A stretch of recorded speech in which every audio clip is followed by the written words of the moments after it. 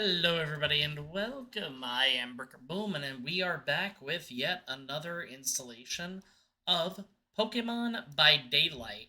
Now, this time, we are going to be covering the survivors of Mikaela, Vittorio, and Kate, except this time with a twist. Mikaela is going to be read by the wonderful Late Night Candy. Vittorio is going to be read by my wife, the Lady Brew, and then finally, Kate is going to be read by moi. Aaron was a little bit busy, and then on top of that, when Candy plays, she mains Mikaela. When my wife plays, she mains Vittorio. And there, for a long while during the events that were going on, I was maining Kate, mostly to get her to Prestige 3, but also I actually ended up enjoying the cosmetics that were available with her. So, as always, things are going to be the exact same. We're going to go ahead, dive into the backstory, and then take a look at their teams. So, let's go ahead and get started with Mikaela. Adrift after her father's death, Mikaela Reed found comfort in the dark delights of horror. Eagerly consuming tales of the macabre, she honed her storytelling abilities and began practicing witchcraft. After receiving a surprise invitation to perform at the grand finale for the Endless Halloween Festival, Mikaela stayed up all night filling her notebooks with abandoned beginnings. She had a story in mind, but unearthing it took patience and skill. The following night, the nightmares began. For a week, she would wake in the middle of the night, gasping for air. Her dream was the same every night. She was dragged down a cold set of stairs and thrown into a dark basement. Then her lungs would be set ablaze by a sharp iron hook, stabbing in her chest. A dark figure would pull on the hook and hoist her from the ground, slowly until the pain woke her. The more she finessed her Halloween tale, the darker the nightmares grew. When she woke up screaming one night, she had had enough. She asked Julian, her roommate and best friend, to watch her while she slept and record anything unusual. Julian agreed and started recording while Mikaela lay on her bed. Minutes later, her fingers began to twitch. Then her toes. Her breath became labored.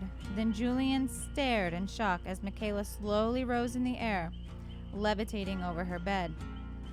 Panicked, he shook her shoulders to wake her, but then stopped when she began to scream. He grabbed his phone to call an ambulance, but a powerful crash diverted his attention. He looked down the hallway and saw a large, spidery fang slam through the bathroom door. Amidst the commotion, Mikaela woke up. She saw the black, spidery fang shredding the bathroom door and jumped out of bed. She slammed the bedroom door shut and shouted at Julian to help her barricade the door. Before he could react, however, the power went out. The room was submerged in sudden darkness. A few seconds later, the lights came back on, and an eerie quietness followed. Mikaela and Julian ventured out the bedroom carefully. The bathroom door looked intact, and there was no sign of anything abnormal. But Julian had recorded every sound. A sleepless night followed. When she returned to the apartment after her shift, Julian was not there. Mikaela wanted to remove the recording of their ordeal, which he had posted online. Suspecting Julian might be at school, she left.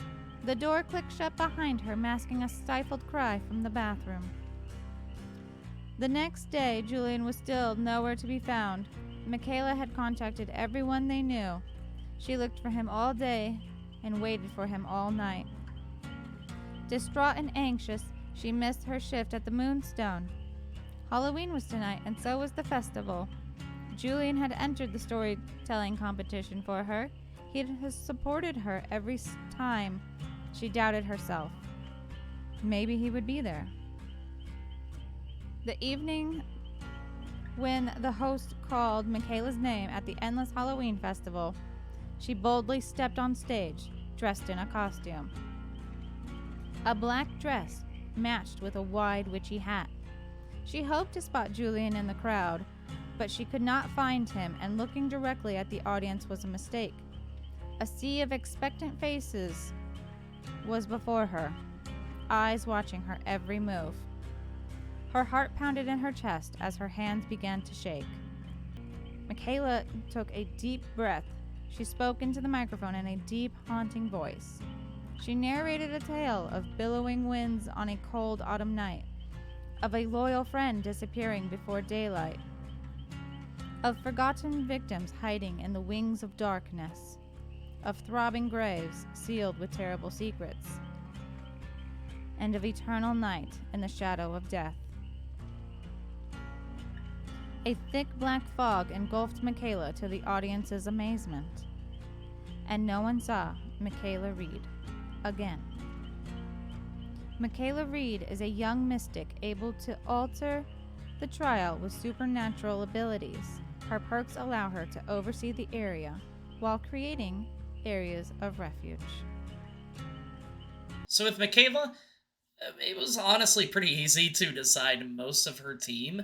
We decided to go with Delphox due to Mikaela practicing witchcraft, Sawsbuck due to Mikaela being a gardener and Sawsbuck changing with the seasons, Gorgeist due to Halloween being a theme commonly referred to with witchcraft and Halloween has pumpkins, Clefable due to Mikaela drinking coffee at a place called the Moonstone, and also them being associated with the moon, at least very heavily in the anime. Chansey, due to Mikaela protecting her friends and kind of being the mom of the group. And then finally, Meganium, due to Mikaela making so many different remedies to try and make it into lotions and salves, it makes sense to have a grass Pokemon that is known to be able to help calm people down. So, with that being the case, the team that we decided for Mikaela would be Delphox, Sawsbuck, Gorgeist, Clefable, Chansey, and Meganium. But oh wait, maybe what about Swasbuck for that? Swasbuck? It has different antlers based on the Okay, seasons, that's essentially. that's Sawsbuck. Close enough. No. Yes. Next up, we have Vittorio, as said, who will be read by my wife, the Lady Brew. So let's go ahead and hop into it. Born to Alberto and Caterina Toscano in 1343, Vittorio Toscano was the youngest of three and third in line to inherit his family's land. At age 15, his father sent him to train with Ettore Fabrizio, the same knight who trained his older brothers in the military arts. But Vittorio didn't take to combat training the way his brothers did. As a student of philosophy, he believed physical violence to be the last refuge of the incompetent. Infuriated by Vittorio's pacifism, Fabrizio ordered one of his pages to attack him. Vittorio dodged and blocked the blows, but refused to fight back. When his enraged opponent lunged, Vittorio parried. His attacker tripped, falling on his own dagger. He bled out in less than a minute, and Vittorio threw down his sword, swearing never to pick it up again. Since Vittorio demonstrated an aptitude for scholarship, his frustrated father sent him to study with his uncle Renzo, a scholar and collector of rare artifacts. Vittorio adopted Renzo's view that greed for money and power was the source of all conflict. At Vittorio's urging, Renzo mounted an expedition to find lost relics and artifacts that told the tale of a mysterious artifact split into three and scattered across the world. After finally acquiring all three of the scattered relics deep in the labyrinth below the ruins of a palace, Vittorio discovered a place to put the key created by the three relics. Ancient machinery came to life. A stone wall slid open, revealing a hidden vault. Renzo and Vittorio entered and found a white marble wall inscribed with ancient text. The message warned of a cult that sought to corrupt humanity with knowledge it wasn't ready for. They had hunted down the observers and imprisoned them. But before being imprisoned, the observers had hidden artifacts around the world with secret knowledge about this dark force and how to stop it from destroying the world. The wall also spoke of a stone from an ancient school that held the secrets of traveling between planes of existence. Vittorio, believing the stone held the key to finding the observers or their perfect world, called the stone Lapis Paradisus. After his uncle's death and his only heir, Vittorio inherited his estate, his library, his title, and his vast fortune. In 1391, Vittorio mounted an expedition. He employed a mercenary knight to aid in the effort and offer protection. Tarhos Kovacs feared no man or beast. Vittorio's explorations and discoveries eventually led them to the heavily guarded catacombs beneath the Portuguese city of Sintra. If the expedition wanted to enter, they would have to kill those who guarded it.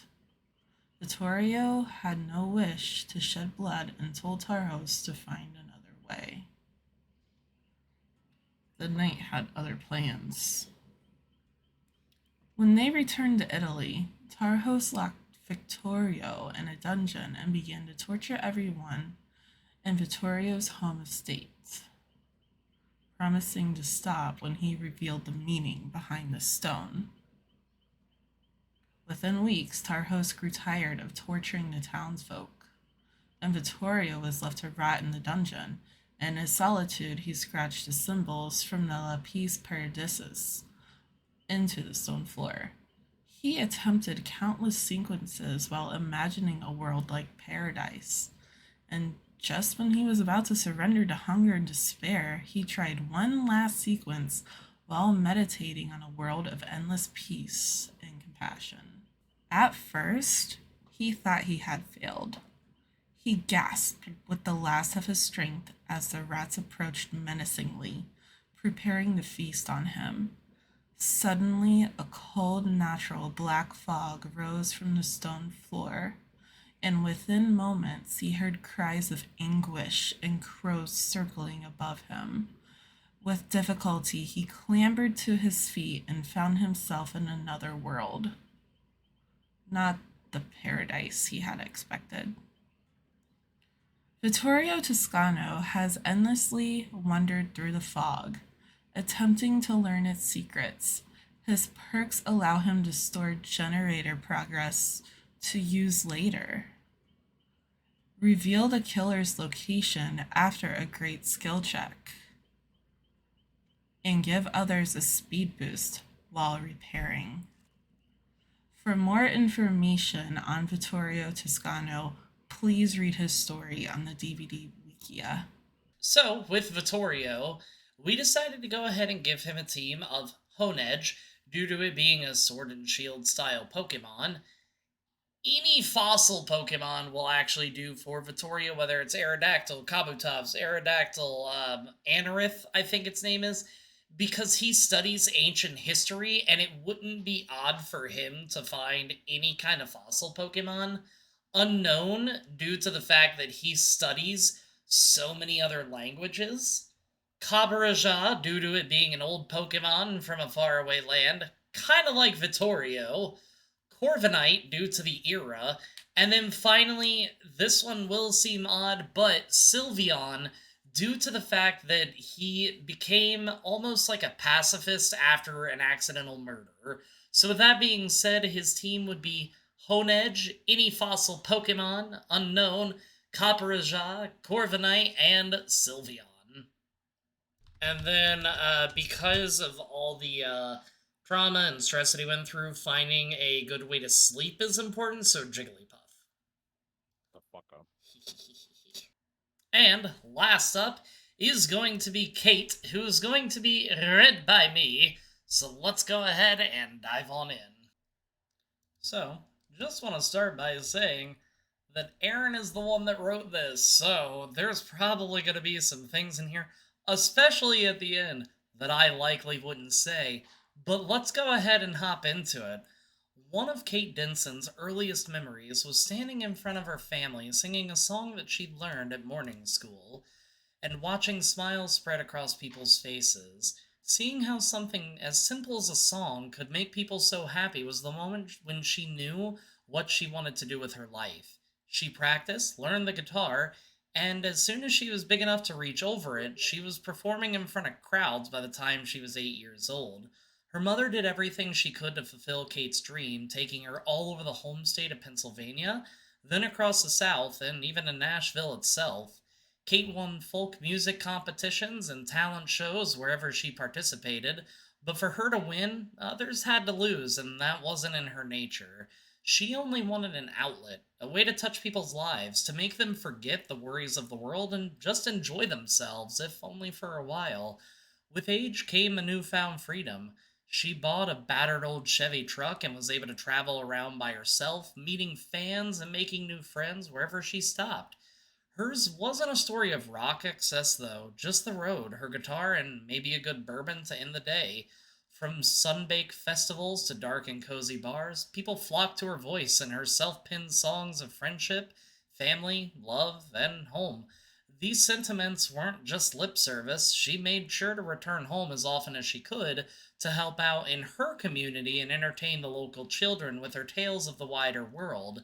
She saw it as a way of giving back, of supporting others in the same way she had been. It was home where she found most of her inspiration as well. She had always loved to take long walks in the woods around her town, exploring off the beaten track, finding a quiet spot to play and write her songs. She had a favorite location she returned to time and time again, a natural hollow encircled by trees that looked almost as if it had been blasted out of the rocks thousands of years ago. Here, she felt a strong connection to nature and to the earth itself. She let her mind be enveloped by the forest, and it rewarded her with constant inspiration. She picked up her guitar and played, her fingers dancing across the fretboard. The music that she made this time was unlike her usual uplifting tunes, being much more melancholy, even dark. Still, something compelled her to continue, to finish the song. Around her, the leaves vibrated in unison with the guitar strings, and the boughs of the trees lengthened, coalescing into a living form. Spider like legs descended from the canopy above, grasping for her. Regaining her senses, she grabbed a rock and tried to beat them back, but their skin was as hard as iron, and the rock simply bounced off and skittered away. The legs coiled like tendrils around her limbs and lifted her towards the darkness overhead. Fog rolled into the clearing, obscuring both Kate and the creature of nightmares that drew her up towards itself. When the fog cleared, there was no sign of any struggle or of life, just an acoustic guitar, the scratch plate engraved with flowers, as well as the initials KD inlaid in mother of pearl. Kate Denson is a hopeful songbird, able to make the most of her surroundings. Her perk grant her the foresight and feistiness to escape even in the most dire situations. And as Aaron said very clearly, the entity said, "Ayo, that's some sick beats," and kidnapped my wife. So with that being said, we felt like a good team for Kate, with unfortunately leaving Jigglypuff out, would be Cricketoon. Due to her family being filled with musicians, Cricketoon was one of the first Pokemon that had a very unique call when it came to the game. Mudsdale, due to her being associated with folk music, festivals, etc., more often than not, if you've gone to small county fairs, you've seen horse riding there. Oricorio, due to her winning dancing contests and Oricorio being a shimmy shaky kind of Pokemon. Ludicolo, due to her going to multiple festivals. Ludicolo likes to basically party. Toxtricity, due to it pulling at its chest and it sounding like it's strumming a guitar.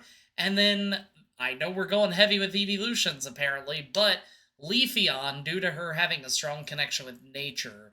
So with that in mind, the team for her would be Cricketoon, Mudsdale, Oricorio, Ludicolo, Toxtricity, and Leafeon.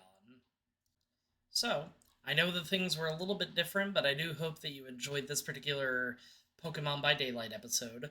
We're going to go ahead and continue to try and kindly ask our friends if they would like to go ahead and read little snippets for us. So, as always, If you liked the video, even if you didn't like the video, think about hitting that like and subscribe button, because it really does help me out. And until next time, everybody, peace out. I'm gonna just hold W because I don't know what else to do and I'm scared.